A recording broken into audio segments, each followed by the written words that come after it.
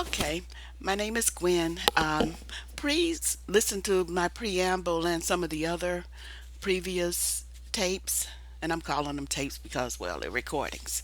Um, this one is about the timeline and how black people became Christians, and it's going to be a really brief summary.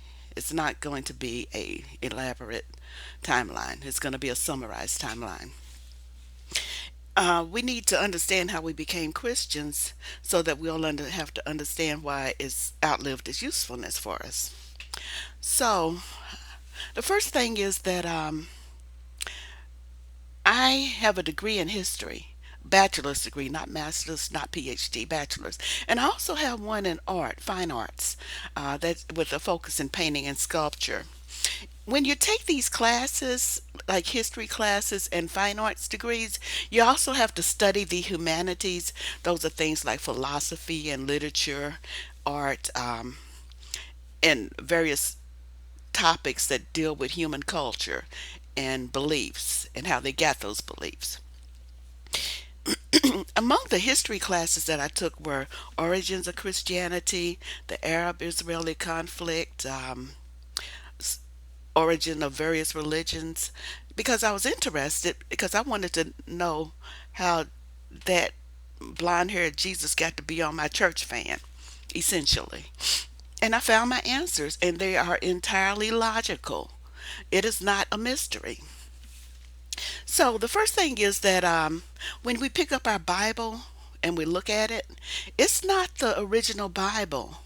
It's a translation of a translation of a translation. That's like about the some philosophers say about the 1,000th or so version of the Bible. Others might say the 3,000, one of the 3,000 versions of it. What I'm saying is that something written in the 16 and 1500s is not the original text or document. The original stories and parables in the Bible were actually spoken tradition. That is, stories that people handed down and told and retold and retold and retold each other. And then finally it got put in writing. And then after it got put in writing in Hebrew text, it became translated into I think the first one was the Greek text, the Septuagint. I can't pronounce it, but it's a Greek Bible. That was the first one that was put in a Western wording. But these various stories were compiled by the Hebrews, and they became their Bible, and that's what they used. We don't have all the versions. I think there are 25 missing versions. I mean, 25 missing stories out of it because in the 300s, at the Nicene Council, they took out 25 versions of it and they settled on what it's going to be. So let me start from the beginning.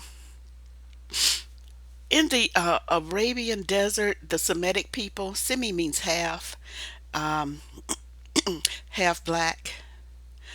That's what Semi means. So they call them Semitic. That means half black people. There were various tribes, multiple tribes in those regions.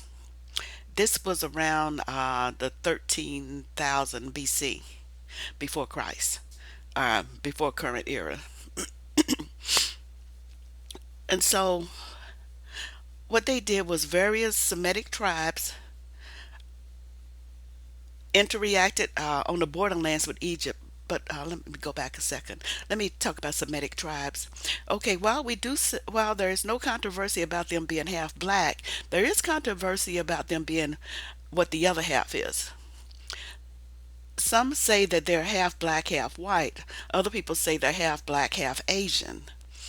I say both because I look at the map, and on the western side of that region, I say that's the half black, half white ones because they're closer to Europe, and Europe is north of there. And so on the borderlands, they intermixed.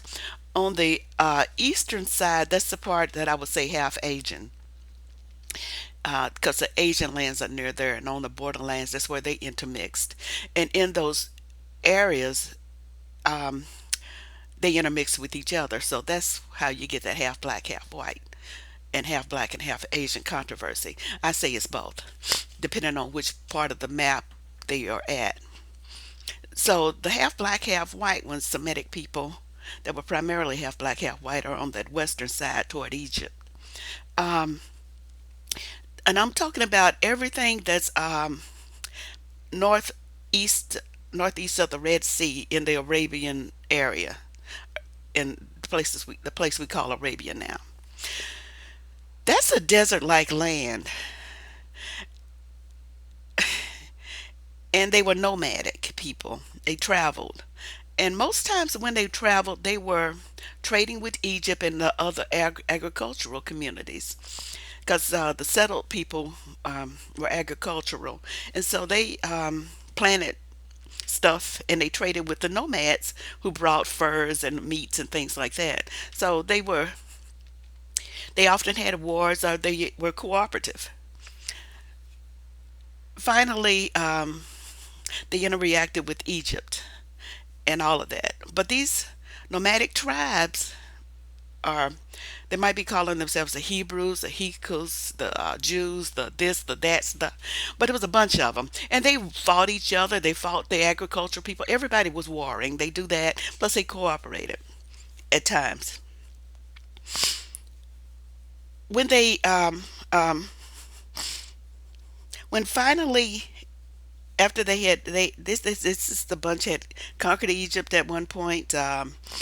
Egypt history doesn't show where the Semitic tribes actually helped build the pyramids. Those were Egyptians. All of their texts and all of their documents and all their stuff shows them building their own pyramids with voluntary labor.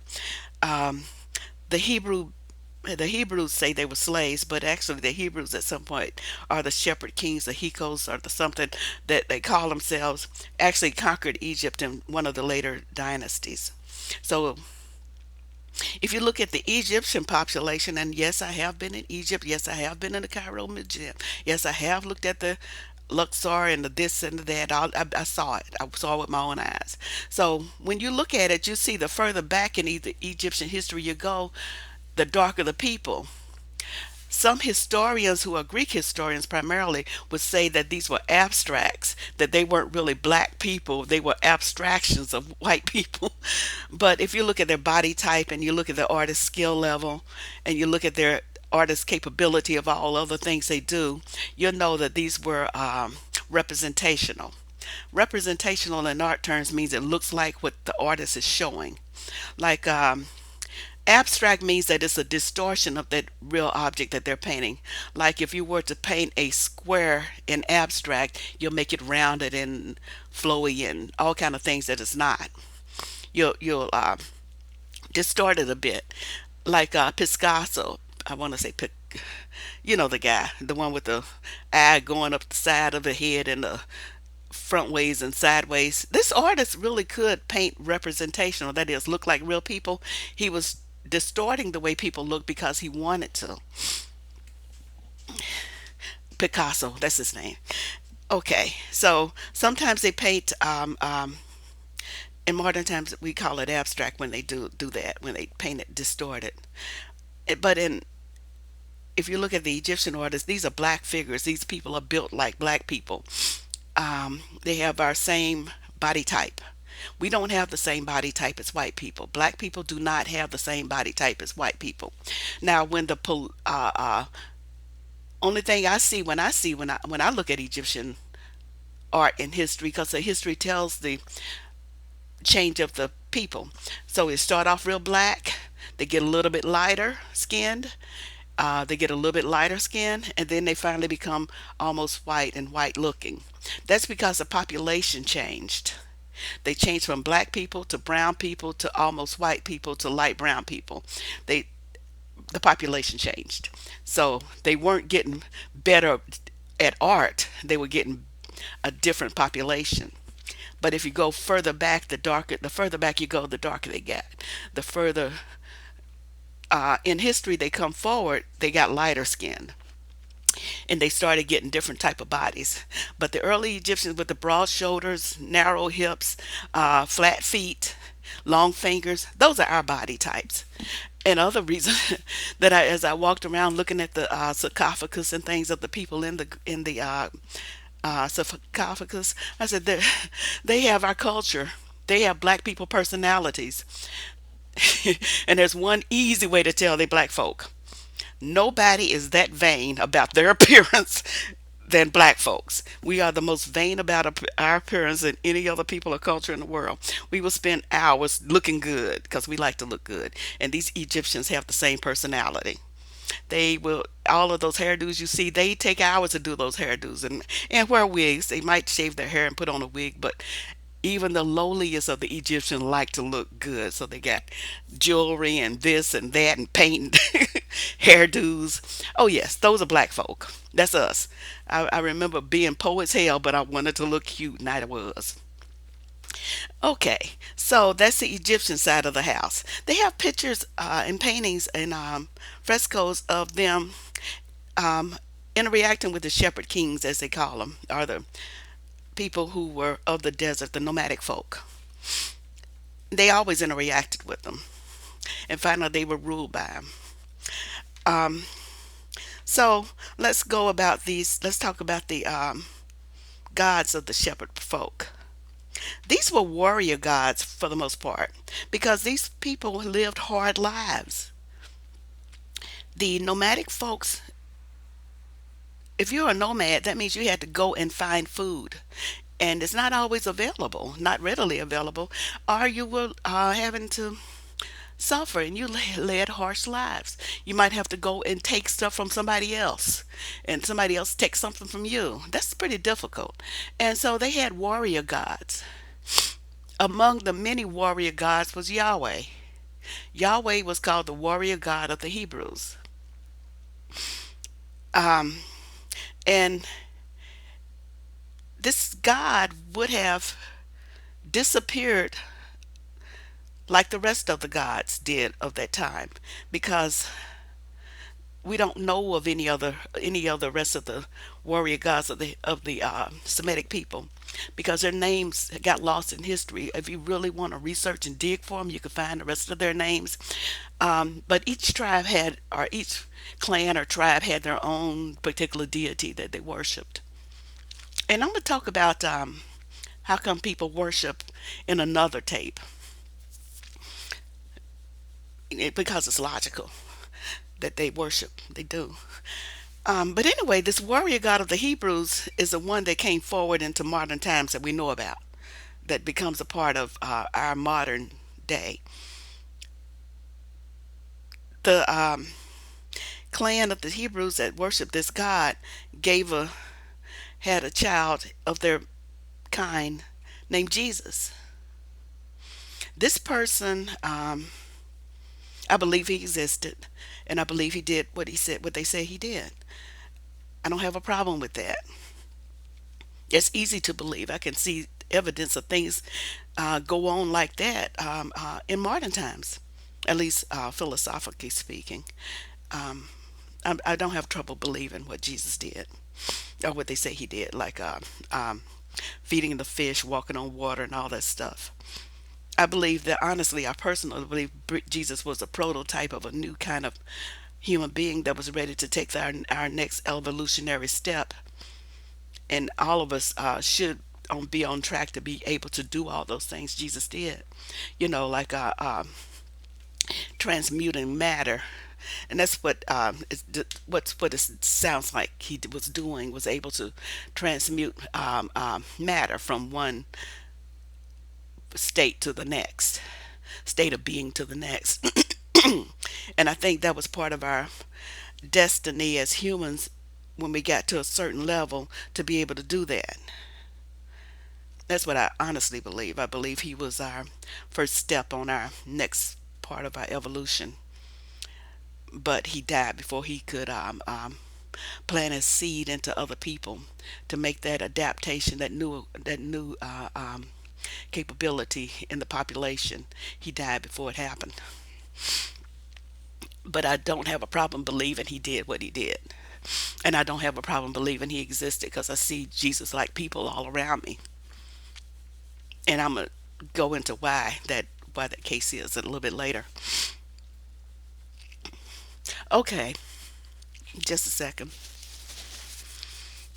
Now I'm back with the Hebrews coming into the our Jews, as I call them, I use the term Hebrew and Jews interchangeably.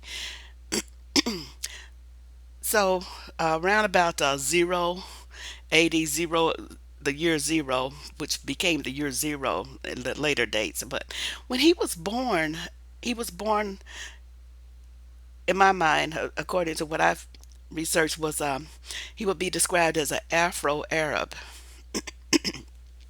I think Mary, his mom, was African and African Ethiopian, and his father Joseph was a Semitic male, and I call those in my mind light brown people. That is, you're still brown, but you mix with white, so I call you light brown. And generations of that makes you a race. So that's what as his mother was Ethiopian, black, old Ethiopian, black, and light brown. So that's a child, and that's Jesus. Now, but for Jesus, the idea of God, the Yahweh deity, would have disappeared in history like the rest of them, like his other peer group. Because, like I said, it was like each tribe or each clan had their own deity, and these deity were peers. They were just alike. No one of those was better than the other. No one of those was more stronger than the other. They were all equals. Okay, get that through your head. They were equals. All those little Semitic tribes with all those Semitic deities were peers, and it was multiple. Okay, get that through your head, please. But they all had the same rules and the same background and rules. Like, don't have none before me. You gotta worship me. Ignore the rest of them. I don't like them. You were mine, and that's what they did, and that's what they thought of. The deity that you worship said, you belong to me. You don't belong to them, so you can't put nothing in front of me. And so, thus, that's how it worked. Deities do that. So, with Jesus being born and being who he was, Christianity happened. Jesus was never a Christian. Jesus was always a Jew. And the Old Testament was a series of old version pre-Jesus stories that were compiled in writing. With the Hebrew culture and those Semitic cultures, they didn't immediately begin to write. They had to learn to speak. Then they had to learn to create language, written language. And to do that, you have to have an alphabet. Then you have to have some kind of sound representation in that alphabet. And with that, you needed to learn how to put the words together to make sentences and sounds and thoughts. Depending on the language, it might be have that might happen several ways. Like, for example, the Asian languages use the pictures, pictograph. Those characters that you see in those Asian language books, those are actually representations of an object. As far as I, yeah, that's where I read it. It was representation of an object where even if you don't speak the same language, that is a Taiwanese speaking to a Korean, they might not speak the same language, but they write real similar. So they can communicate in writing, but if not the spoken, but not the spoken word because they speak it differently because they name each of those characters something different. So you might have an ox, a cow, or this or that, and it all means something. Now, I would love to take an Asian language because I really would like to learn more about that. But before they could have a written language, they needed a spoken language. And so, whatever language you wind up with, it had to follow its own rules. And so the Hebrews had to develop a culture enough over time to have that written language, and they did. And then they compiled their stories in them, and these were handwritten books or scrolls and parchment that they kept, and then finally they were compiled into a biblios or a book, and that's the Bible. And then it was translated thereafter. So Jesus is born. He traveled. Some years disappeared. Some suspect he went to Africa proper. He went to the eastern parts of, I mean, to the western parts of Africa, further west and learn more about some African values. Africa had their values long before the East anything came there. They had those balanced values always. But I'm gonna back up a little bit and talk about Jesus. I do believe in him and all of that stuff. So there are some missing years, and I do believe he went to Africa and learned those values. What I want to talk about when I back up is that Semitic values are different. White people values are different. These are in that part of countries like your Greeks and your Romes and all of those. They didn't have the same values that black people do. We have to get that through our head because our values are rooted in ancient African culture and history, and it's programmed on our DNA. We don't get why it's so difficult for us to. We don't get why the world and the people interacting with us the way they do because we see it as so unfair and so obviously unfair that we don't understand why y'all doing that. But it's because they're different. So Semitic values is and our Greek values and Roman values.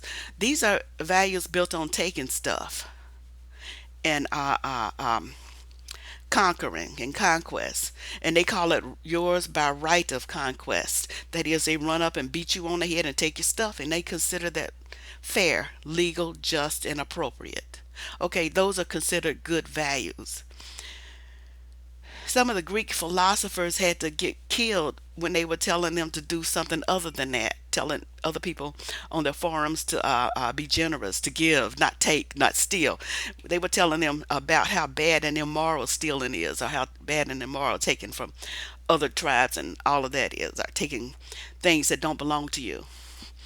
They were considered outcasts, on the fringes, and criminals because these cultures did encourage you taking things that you didn't make or taking things that somebody else made. They consider that fine and no. And if you go out and beat up some other culture or tribe and drag it back to your group, you were considered a hero.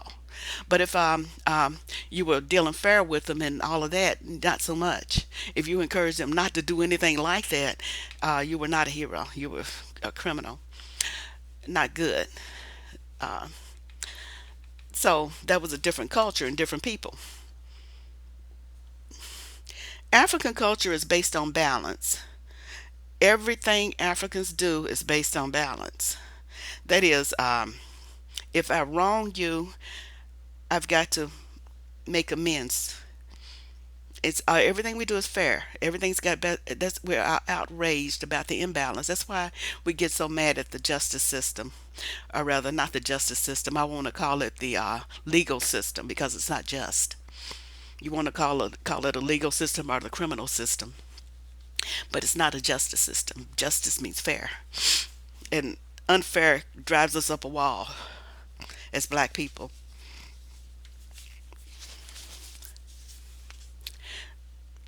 Now, in that modern time, I mean, in that year zero when Jesus, or in those early years, year 32, when Jesus was crucified, he was crucified as a criminal in his culture. That's why it's easy for me to believe that Jesus is black. He was suffering the same thing that the black men are now. He was criminalized, brutalized, and killed. It is been going on that long. Some things you could connect the dots with. You remember when in history class they told you that they were throwing in Greek arenas, they would throw the Jews to the lions and let them get ripped apart while the people sat around and watched because that was entertainment. Those are brown people being thrown into the lions by white people.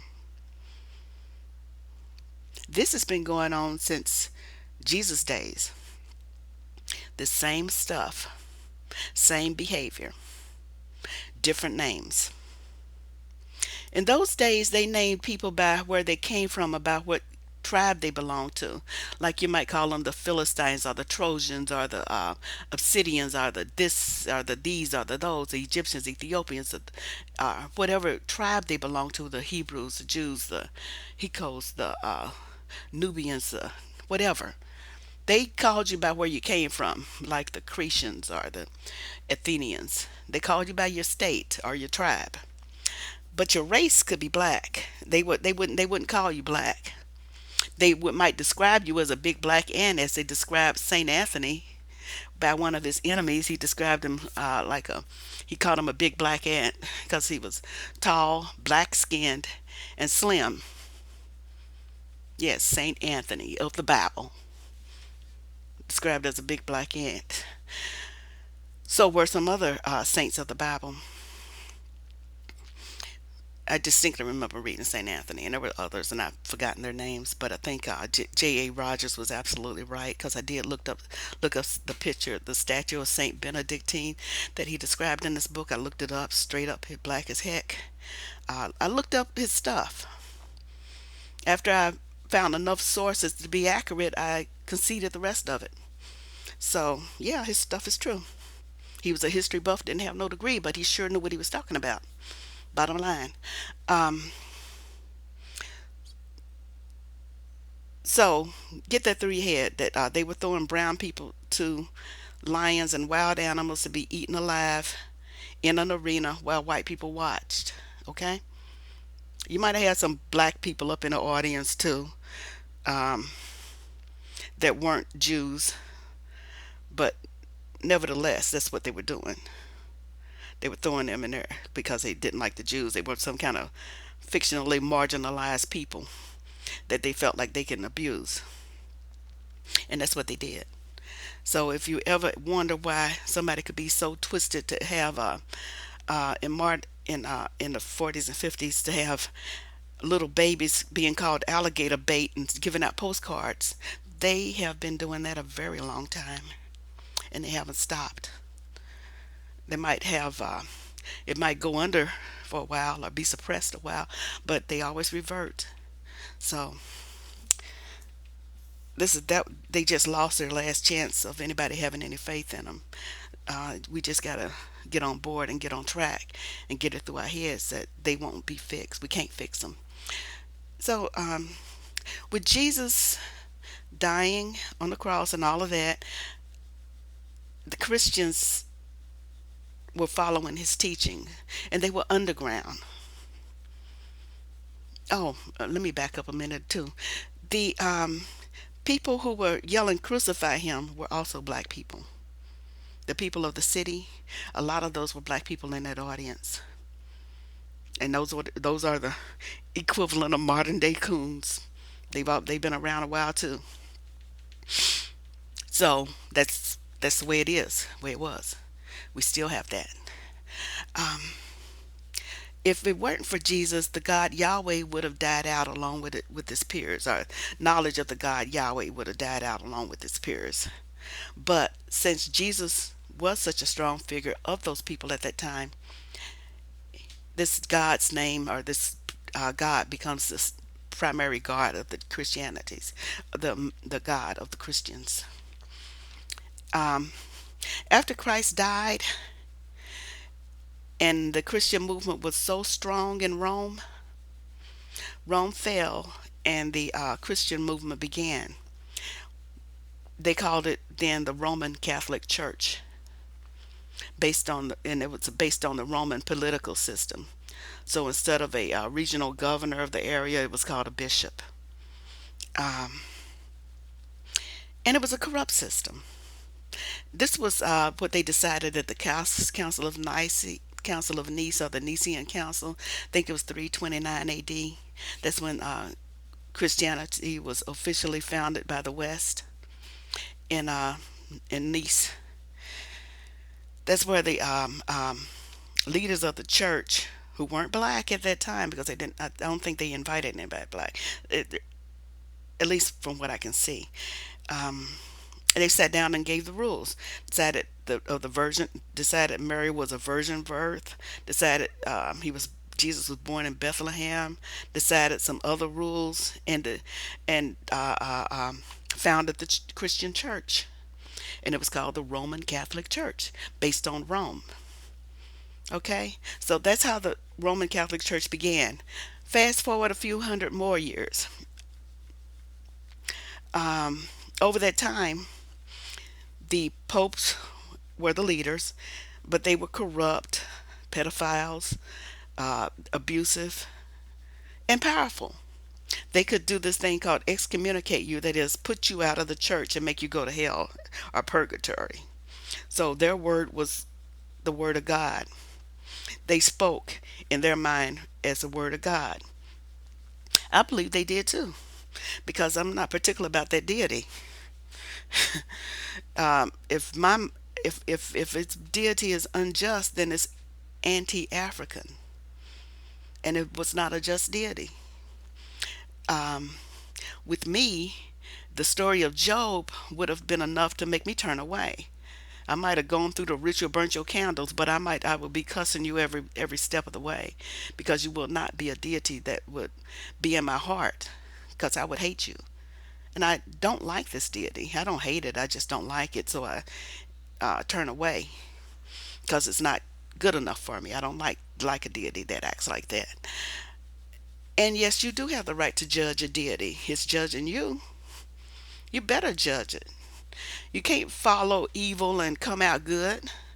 And some of the things this deity did is outright evil.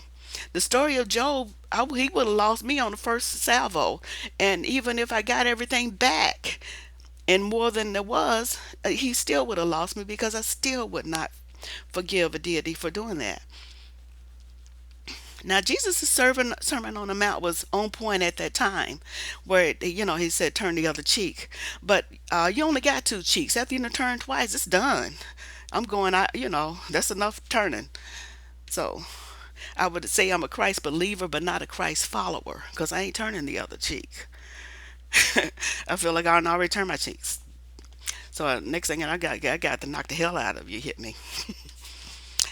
So and I don't forgive. I don't forget. I got a long string of vengeance and malice in my heart and rage.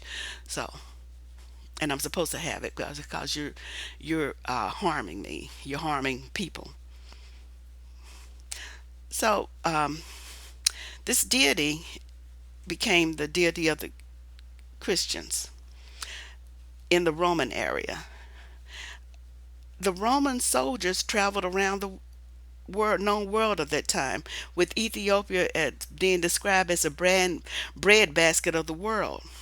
How does a country that was described as a bread basket of the world become starving people in Ethiopia without human doing something?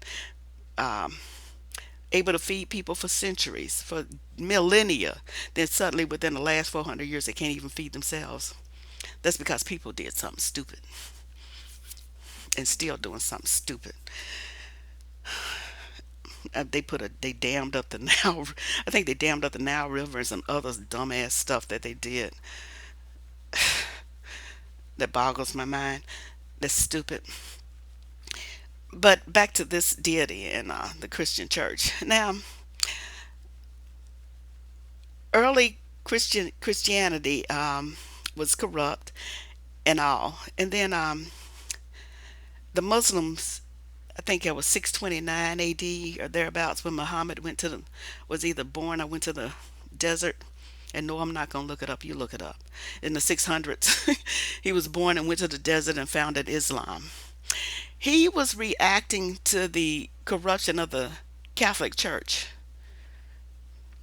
And he basically said we need to go back to basics. So he went out there in the desert and came back with the divinely inspired counter to Christianity, as a reaction to Christianity. But all these years, when I was a young girl, until I actually met Arabs and Iranians, and they explained that the translation of Allah means the God, and they were telling me it's the same God. And I'm standing there with my mouth open, thinking, because all these years I thought it was a different God, but actually it's the same God. And I had to take classes to understand why that was the same God, and it's because that it was based on that God. So it's the same God. It's the God, the one God that they believe in. So Islam, Christianity, and Hebrew all belong to the same God, and they all are considered in that fold according to Islam. The Jews, the Christians, and Islam are three branches of the same deity. Now, with the Arabization and Arab expansion, when the Arabs began to conquer, because after they got united, all them little Semitic tribes got united under Islam, they began to conquest. So they conquered all the way up to North Europe. I think they got as far as France. Africa, they got all the way over to like Morocco and Timbuktu and all of that. That means they spread all the way over to West Africa, Northwest Africa, from the Egyptian area to all the way over. And they got far as south as Mali, I believe. Mali and your Senegal and stuff like that. So they conquered. Their rules when they conquered is that if you are have one Arab ancestor, you were considered an Arab. So we might have generation following that one Arab ancestor, but all of their kids thereafter are considered Arabs. The other rule was when they conquered is that if you convert to Islam, you won't be enslaved. So African people in North Africa converted to Islam. They say that 1 in 4 or 5 slaves that were brought over on the slave ship were Muslim. Muslims have been here in America as long as black people have, because some of the black people that were over here were Muslims already. They were Muslims. So this was also, in my mind, the first part of the destabilization of Africa. It undermined African values, and that's when the African began to really fall. I say it wouldn't have failed except it had help from the inside, just like America, Native America and South America. They fell because they had help from the inside. That is, if you're guarding the front door and your people are ready to conquer, and somebody done slipped around and opened up the back door and let people in, you're gonna fall, and they did. And I'll come back to how Africa fell in another one. After African fell, it was a done deal, really. And only thing African was doing after that was running from the devil. That is, you running away and tossing people in front of the devil to block him from you. But eventually it catches you too. And so that's how we got to where we are now.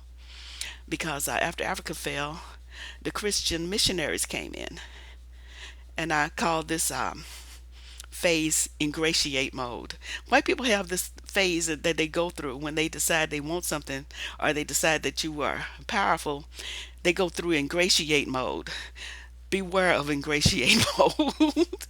It's not it's not going to end well for you if you fall for ingratiate mode. And this old phrase that Africans have, when the white man came, he brought the Bible, told me to close my eyes, and when I opened them, I had the Bible and he had the land. They mean that. So that's how we got here today. That's how we got conquered. That's how African continent got conquered. Um, when it was already destabilized with the Islam and Arabization, they weren't able to fight the Christians when they came and conquered. And black people were already selling each other out. We like to say we're queens and kings, but we're also peasants and kids of people who were sold, and kids of people who sold other people, um, who kidnapped and gave other people to the slave traders.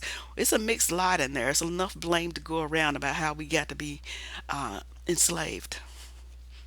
But we're on the verge of a very beautiful story if we do it right. And that is how we got our asses the hell out of it, by taking charge and doing what we had to do to make sure that we did not wind up in this state again.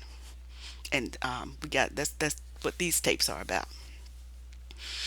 So, and the reason why I'm making this is so that we can quit bitching about what all we are and ain't. For example, um, I hear people call themselves Moors. I hear them people call themselves the original Jews, and both are true, but both aren't true. For example, the original Jews were black, brown people, as we already discussed, but they were talking. But it's only the people in that eastern, northeastern side of Africa. So what I'm saying is that all Jews were black, but all blacks were not Jews. It's only the ones that were over there in the Semitic regions that were the Jews. Yes, they were the original Jews. And yes, they were black. That is, they would have had to sit on the back of the bus in Jim Crow South. So to me, that makes you black.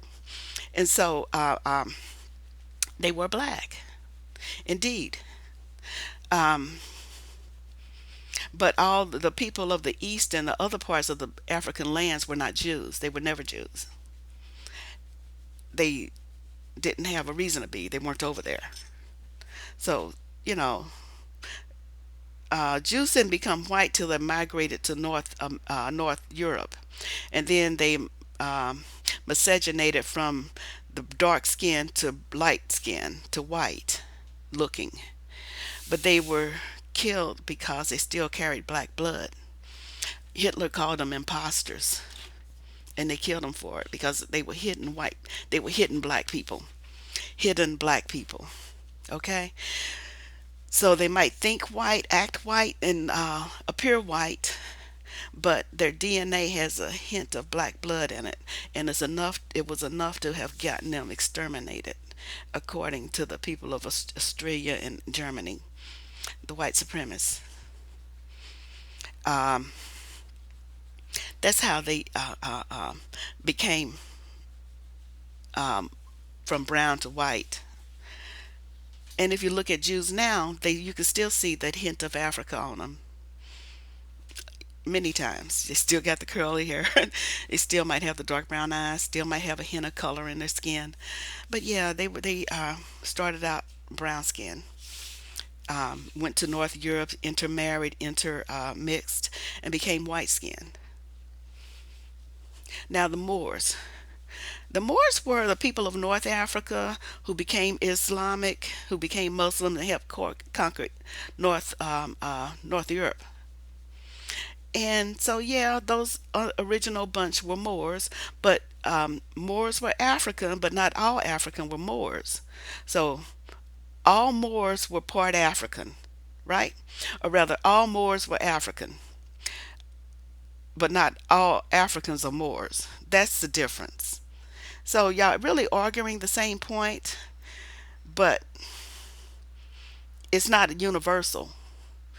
Every African was not a Moor, but every Moor was an African or a black person, okay? Stop having that fight. I was in Egypt talking to black, the brown skinned people of Egypt. And Egypt is called an Arab Republic of Egypt, okay? They were conquered, and the population changed. It changed from the when Alexander conquered the Ptolemies with Cleopatra and all of them. So went from a dark brown to a light brown to a very light brown population. But I'm looking at people who are dark as me, look like me in the face, got kinky hair, and they're telling me they're white. And I looked at him with question, huh?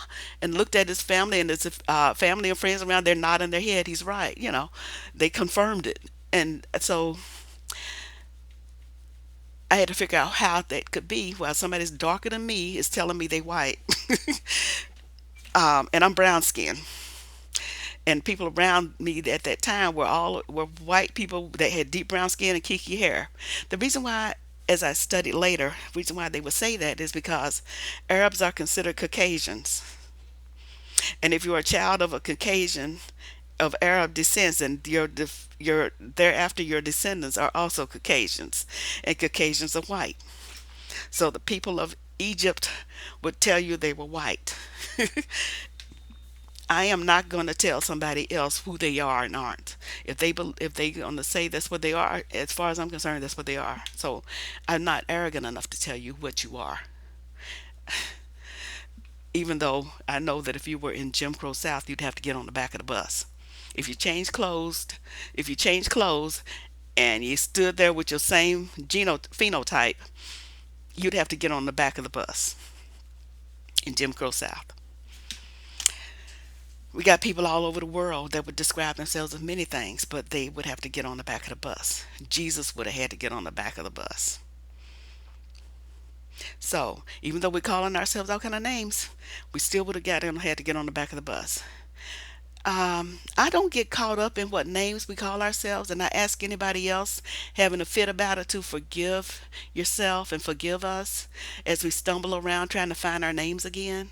It was beaten out of us during seasons. Our culture was beaten away. We're gonna have some trouble trying to figure out who we are.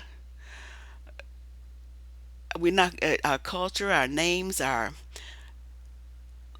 any things that we used to that was used to identify us or we used to identify ourselves was beaten out systematically. Forgive yourself if you're going to stumble around and make some wrong turns. We'll figure it out. We'll figure out who we are again, but it's going to take a minute. So please don't beat each other up about what name you're going to call yourself.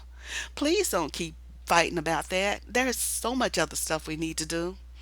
So about that kind of stuff, that's kind of, a misnomer. That's a false argument. We're going to stumble. We're going to be mixed up. We're going to be confused. Be confused. I'm going to call myself African. The reason why I call myself African is this: that's the continent that shaped my phenotype. That's the continent where my genetic structure earned this kinky hair. That's the place where my skin earned its brownness. So, if that continent shaped me, I'm going to name myself after that continent. I can see how it shaped me. That's what shaped my physical body. So I am happy to call myself that. I can point to that. That's where I got my deep brown eyes, my dark skin, my pink palm of my hand and dark back of my hand. Yeah, I like that. I'm fine with that. My dry hair can't manage it in America hair. So I don't mind that. My big thick lips, my round nose, my that continent shaped my phenotype. So I'm gonna call myself after that continent. I wasn't shaped with the phenotype over here. I was shaped with the phenotype over there. That's my physical description. So I'm cool with that. Happily so. Um, Now, with Jesus being a Christian and the missionaries fostered that on us, we took it up because we're spiritual people. Only thing we needed was an identity, and we were believing it. Um, and that's what happened. That's how we got there. Now, my next one is going to be talking about how it outlived its usefulness for black people. But the journey to Christianity and how it hit Africa and then hit America was that journey. That's how that God became a God of modern times versus dying out with the rest of his brethren. I'll see you on the next tape.